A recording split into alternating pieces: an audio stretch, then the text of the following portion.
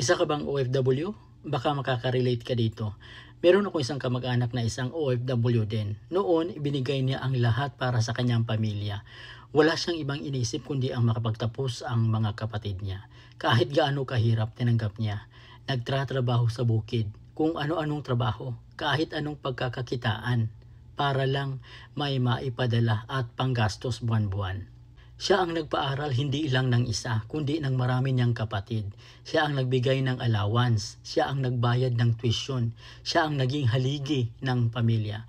Habang siya ay nagsasakripisyo sa ibang bansa, iniipon ang pagod at luha. Ang iniisip lang niya ay balang araw makakabangon din ang pamilya namin. Pero nang makatapos na sila, yung iba ay nakapagtrabaho na din.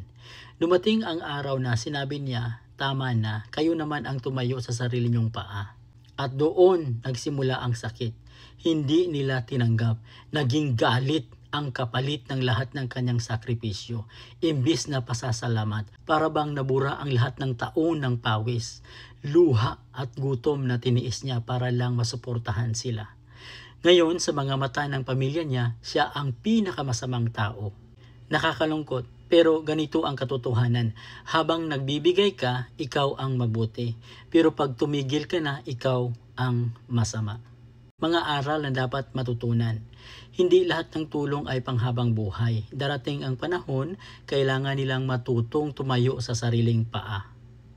Pangalawa, ang pera ay pwedeng kitain, pero ang oras, kalusugan at sakripisyo hindi maibabalik.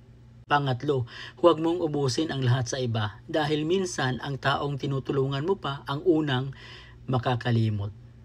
Panghuli, ang tunay na pagmamahal ay dapat may pasasalamat, hindi pagiging palaasa.